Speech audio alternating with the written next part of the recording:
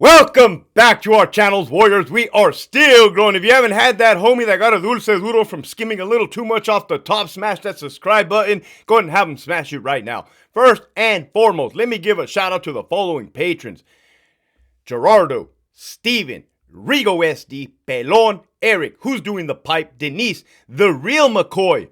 Not to get confused with the fake McCoy. I had some vato hit me up on the DMs yesterday, say, hey man, people are telling me that you're calling my name out on your Patreon. I'm not a Patreon, bro. Yeah, I fucking know that, right? I know who's a Patreon and I know who's not. Up here, okay? And there's a list in case I need to verify. So to the real McCoy, shout out to you, girl. All my mama, Jay, Keith, Devil Dog, MCC Placa, Ricardo, Maladjusted, Bankroll Suave, Mickey Bats, Carmine the Pitbull, American Mestizo, Lori, 559CO, Ruben, CJ Zavalza, EOP Whisper, Fuck Your 602, Las Vegas Flight Live, Gavino, California's next top model. Oh, well, no more models, California. No more models. Go back to 1996 prison system. From what I heard from the convicts and from the guards, it was on and cracking. Prison was prison. Everybody was having fun in the sun. Pre of these nuts, Lockdown 5, Cristobal La Reina, Don't Trip, Winston, Tony, the Mexican Snowman, El Skid, Hobie Cat, Lead With Love, Albert 12, J.I., Esquiel, Rags, John Wick, Abuelita's Journey, Abuelita's Irma, Big Bad 48, Linda, the retired CO, Michigan Wolverines, Mikey 559, the homie Marius, Chevelle 66, Nova, Gigi, and Douse Herrero. If you have not already signed up for that Patreon, I'm fucking telling you, you're missing out. Make sure you hit that link in the description below. This motherfucking episode right here, first and foremost, I want to give a shout out to Santo G Productions. Go check out that YouTube channel, Santo G Productions. He did a video reaction on the SCC, Sierra Conservation Center incident, man. He kept it neutral too. He's like, man, that inmate should have had something coming. Anyways,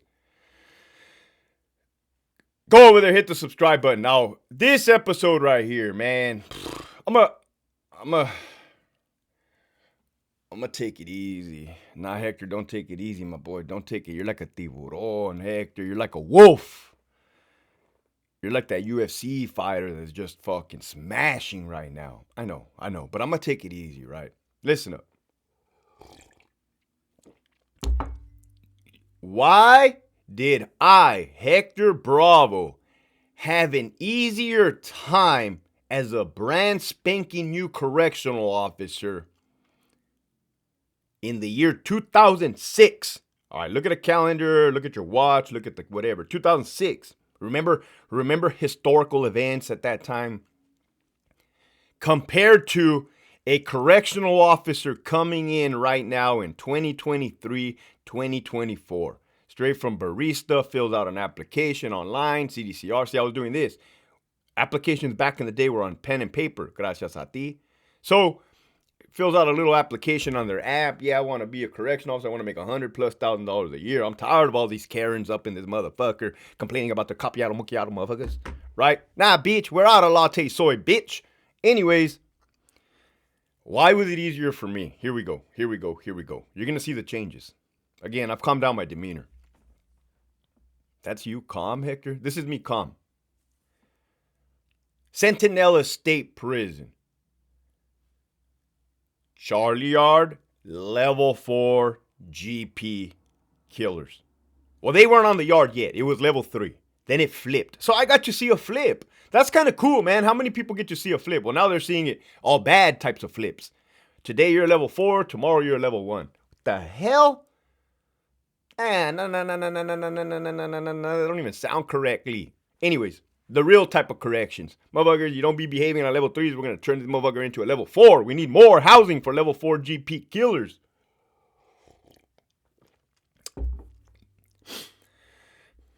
The people that trained me, mentored me, and this is the thing. There was training back then. There was mentoring back then. There was competence back then. There was experience back then. There was knowledge, lessons learned in blood.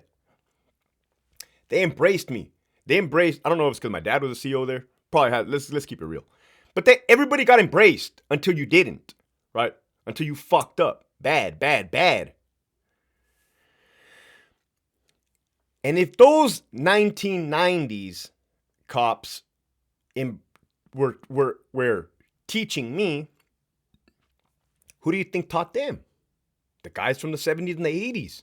Everybody knows how people like my father's age, 50 to 60 years old, pushing the 70s, everybody knows how those men conducted themselves back then. Very respectful, very honorable, very quiet, very humble, just fucking old school man shit, right? And I'm from down south, so my experience is, hey, there's a border, a lot of Mexicans, a lot of whites, very minimal blacks, but either way, the blacks kind of rolled with us back then. I'm just giving you the area, the mindset of like, everybody was on the same page, right? On green. Maybe it could have been the prison, the time, what it was the time frame. I don't know why I got off the subject there. I just felt like you needed to know that. The inmates were a different fucking breed, man. You had the old schooler convicts. The convicts were still a thing. I always told you guys, man, this is a backstory, don't trip. I always told you guys I will have never claimed to be an OG, and I never will. But at this fucking point in time, I think I can classify myself as somebody who never played foosball. So I saw that coming. I'm not gonna lie. I foresaw that coming. I left. I don't want no fucking part of this. Now look at what's happened. So holy shit, Hector. You did see it. Yeah. What do you see next? Oh, somebody's gonna get killed. A correctional officer is going to get killed. Facts. Inmates are already getting killed. But let's go back to 2006. Sergeants had a lot of time in. Balas, right? A lot of hash marks. Every day after chow in the morning, all the COs would get together in front of either the chow hall or Charlie 1. I say Charlie 1 because we were self-feeding. Lockdowns. You have to understand why it was easier for me to be a correctional officer back in 2006. Delta Yard had been locked down for 2 fucking years straight because the blacks and the Mexicans kept going off. You know what gives us time as correctional officers when there's a lockdown? It gives us time to think, regroup, look around, do our research, search the yard for weapons, search cells for weapons, interview people. I mean, they're not going to talk because they're OGs, but you know what I mean. Somebody might piece you up. Motherfucker. So when there's lockdown, you stop the hands of time, right? So Hector, you agree on the SHOOT program, 30 fucking years in a box. I didn't say that. What I said is after a major fucking incident such as a riot, a murder, a fucking staff assault, you need to stop the hand. Like my friend said, safety stand down. Everybody stop. Let's look around, man. All right. And I liked it, that shit. I liked it. I felt like a police officer in a briefing before they go out on patrol. I was never a street cop or a police officer, but like, hey, I like information being passed down. You need information being passed down. That's fucking mandatory for success. You could be the Amazon motherfucker corporate leader, and if you ain't telling your fucking the person shipping in the box what the fuck is going on, motherfucker gonna be driving around Crenshaw throwing shit out. They're not gonna have a standard, a culture, a lesson plan, a structure, right? Motherfucker, this is your time frame, right? These are your penalties. If you don't make this stop, these are the bonuses. These are the rewards, right? It can't just be everybody's head gets chopped off. Hector, get to the motherfucking point. Now you know. That was at 8 minutes and 45. Block training. Annual block training. Well, first of all, let me mention, back then, it was a decentralized administration. I saw it on their website the other day. That's when everything went wrong. You had every warden at every prison handling their own business. Every prison is different. Every prison has a different categorized inmate. Some are mentally ill. Some are straight gangbangers. Some are fucking psychopaths. Some are celebrities. Literally. Right? Now, Hector, was that good or that was bad? Well, I fucked up. I got a DUI in 2009. I also got arrested in 2010 for messing around and talking to people I shouldn't have been talking to, and I've learned my lesson, right? And I've told you guys this, you little youngsters that want to be fucking out there, Don Juan's motherfuckers. You're gonna get yourself in a wreck. So they weren't gonna chop off your head, all right?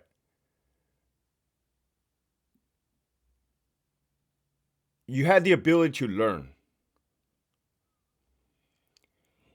If you were an individual, a CO that was going around using excessive use of force and beating the fuck out of inmates because you got picked on as a kid or because you have mental illness problems or you're just a straight bitch, then that would surface, right? It's going to show. It's going to happen. And you're going to get caught, right? At some point, you're going to get caught. And when you get caught, they're going to hold you to the fire, right? They're going to fire you. They're going to suspend you, depending on what they felt like doing at the time.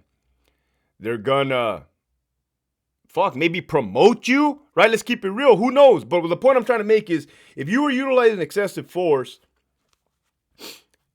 and you got caught, there would be consequences, all right?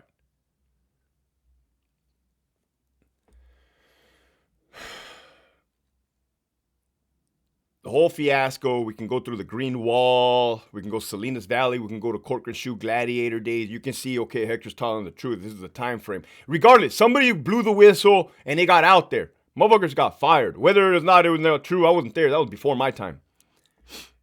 Fast forward now. Oh, back to block training. Every year, per policy, every employee has to go through block training. 40 hours a week. Back in the day, they used to call it 7K. Again, before my time. Back in the day, you could wear civilian clothes like this. Again, before my time. We would show up in our uniform.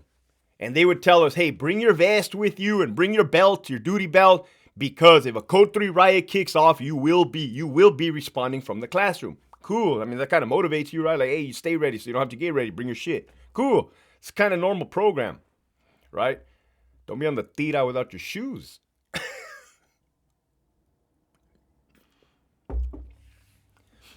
These are the classes, right? Because somebody mentioned to me recently, today in the morning, Hector, I see what you did. Well, what did I do?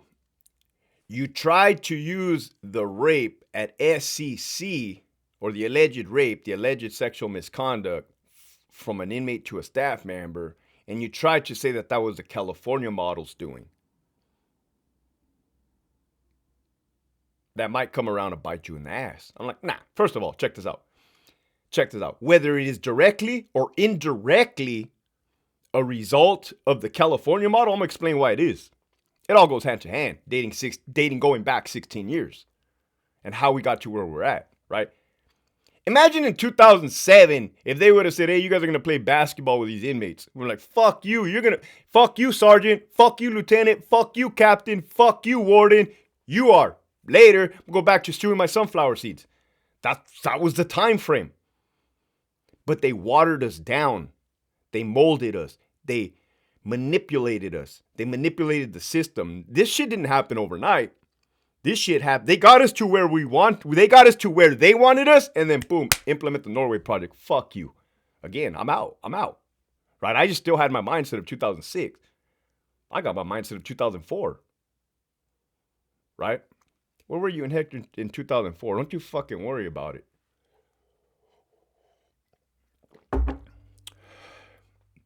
Running through the streets of fucking Fallujah.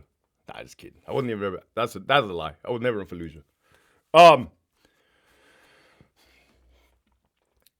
So these are the classes we were getting in fucking block training. Gangs? We'd have a badass ISU officer. Every ISU officer, every squad, goon squad as you call them, were big, buff, hardcore motherfuckers, been around the block. I was afraid I was going to get slapped by one of them. Right? That's the type of mentality. When they came on the yard, everybody knew it. Motherfuckers, put the yard down. We're going to start doing random searches of everybody up in this motherfucker. Me too, sir? Nah, motherfucker, get out of here. Hey, these are the gangs. These are the 7 prison gangs. At the time, they were prison gangs. They were not considered STGs. Again, time frames. Boom. Okay. So you mean these guys right here are the ones calling the shots? Okay, this guy's from that neighborhood right there. Pomona 12th Street. Sharky, Cuca. Okay. We got Florencia right there. Holy fuck, that motherfucker's from 18th Street. All right. Who else we got? We got. Let's see. Oh, we got Wilmas. Okay, I see you, my boy. Ooh, we got Harpies. All right. Who else? Hector, don't say it. Who do we got? You know what I'm saying, right? Del Sol, Shelltown. Well, guess what that does? That puts you up on game. You know who's who, what's what. You know where the key players. At the time, the heavy hitters were sitting in the bay. But then they're like, hey, man, this person, this inmate right here, this llavero, is working for that heavy hitter right there. Okay. You see that group of table over there? That's a Los Angeles car. That's a LA car. Right now, they're beefing with the San Diego car, right? And they're beefing with the IE car, the Inland Empire. Okay, I see. Oh, all this whole prison shit makes sense to me. You got the heavy hitters. They're sending huilas. They're sending three-way mail.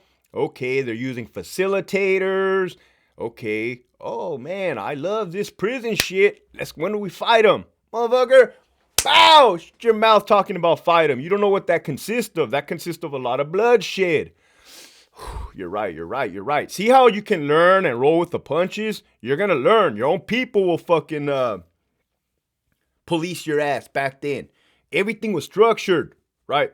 The wardens were having a grand old time getting drunk, getting mamadas by their secretary, drinking and driving. Fuck, oh my. We never saw them. We never knew who they were. It was a blast from the past. What else classes did you get? Drug identification, dope, controlled substances. Oh, heroin smells like vinegar. There's your boy right there in a cell smelling a fucking. Oh fuck, this smells like vinegar. It has to be heroin, right? Fucking. So you learn how to identify the dope game. Boom. Wheelas, you learn how to read kites. Oh, these are the rules. Look at this code. This is a coded letter. Okay, so you have inmates in a criminal organization doing their dirt. You have us policing them, learning the game. Every time we would learn one of their tactics, they would change a tactic. Cat and mouse. For somebody like me, we love that shit, man. It's fun. It's like, ooh, I'm gonna get you. No, you know what I mean? Like, motherfucker, right? I'm not claiming to be a super cop, but it gave you a purpose. At least you didn't feel like you were gonna get fucked in your ass by an administrator or fucking 99% of them like right now.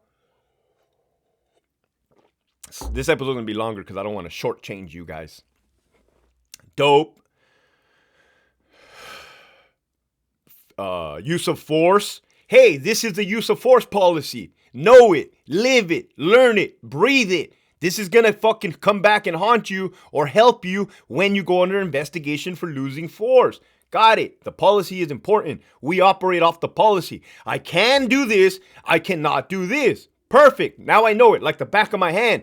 When an inmate clenches like this, I don't have to wait till he punches me. I can smash him and then articulate that he posed an imminent threat by clenching his fucking teeth, grunting his fucking motherfucker, and say, "What's happening, cuz? On dead ho, boom, motherfucker." Right? That was back then. That made sense. Fast forward to these new cops. Oh no, where do I begin? Well, I'll begin with this. Erase every OG. Every OG either retired, got fired, and this is where it is. You want to talk about Norway Project? Somebody up there in Sacramento, because this is where the shit's coming from. Maybe a governor at the time, I don't know, I wasn't there, whispered in somebody's ear and said, "Hey, all this retirement age, 3% at 3% at 50, we want all those employees gone, make it happen." Well, they never told us that. What you started seeing was them firing people at 3% at 50. And how did it look like? They weren't catching them in the act. Let me give you an example. Let's say I know an inmate is selling dope on the yard, but I can never catch him. Right? If I can't catch him, I got nothing on the dude. But the second I go and I plant dope on that inmate, plant dope, and then I say, "I got you." Nah, that's wrong. That's unethical. That's fucking illegal. That's what they were doing to COs. There were COs they didn't like, sergeants, lieutenants, but they could never catch them, right? Well, Hector, were they doing stuff they weren't supposed to be doing? I don't know. I wasn't there, but they could never catch them. So what were they doing? They were making shit up. They were twisting words around. They were literally making shit up, which is illegal, and firing good cops. Well, Hector, you said they were using the legal They were using excessive use of force or whatever. If you can't catch somebody red-handed, you have nothing on them. Period. You can't plant shit on people. That's fucking illegal. Are you tracking now? Okay, retirement age. Now let's go to use of force. So first of all, they never came to the line and told us, hey, all you guys at 3% at 50, we're going to get rid of you guys. They never said that. They would know better. They just started doing it. This took me this long to look back.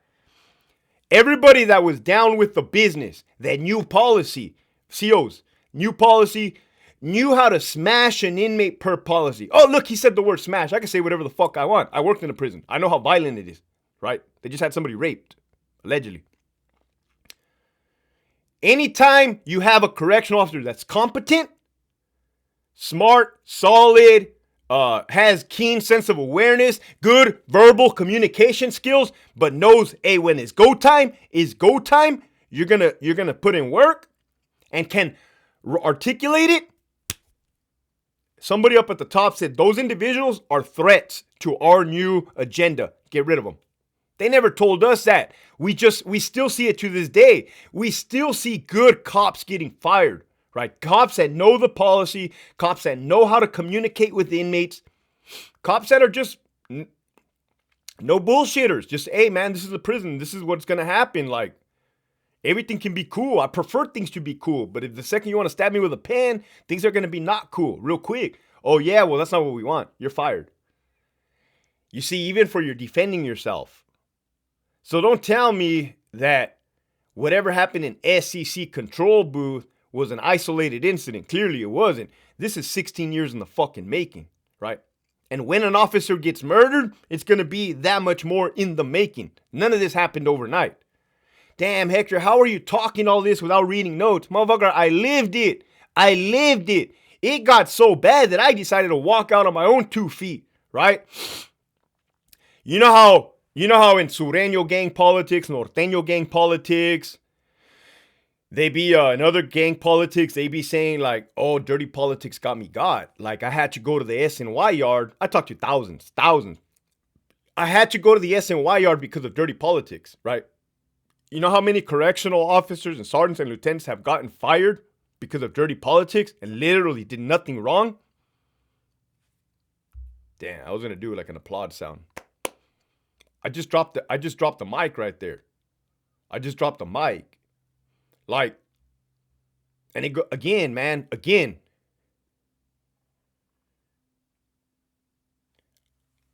I got totally off subject when I came to a new officer. Do you want to know what a new officer's 40-hour block training of instruction looks like?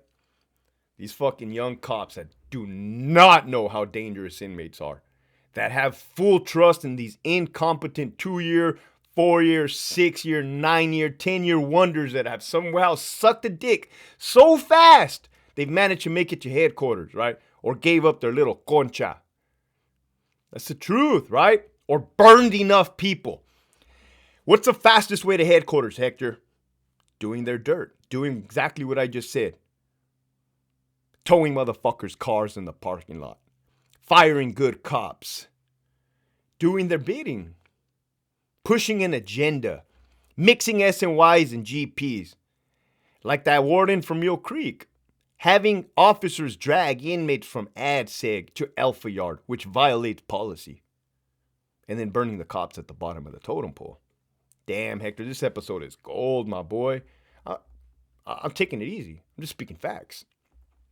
Again, the correctional officers of 2024, when you go to a block training, this is going to be your instruction. Hey guys, welcome to the California Department of Correction. This is the transgender pronoun class of 1 hour block of instruction. You will call them he, she, yes, no, maybe so, it, there. I'm like, the hell, what the fuck does this have to do with prison? Don't worry about it. You're talking back, we're going to fire you. Boom, you're not learning about gangs. Even though there's still gang activity going on. Here's the next one. Inmate suicide, 2 hour block of instruction. 2 hours, motherfucker. 2 hours, I got to know that a motherfucker looks depressed. You're not learning about dope, right? You're not learning about dope. The females victim class. Motherfucker, hey guys, just so you know, every female inmate is a victim, or at one point has been a victim in their life. Therefore, they are not responsible for why they are in here. The hell? Nah. You talking back? I'm gonna fire you. Fired. I don't give a fuck. I didn't like the way you looked. Fired. What else fucking dumbass classes they be having?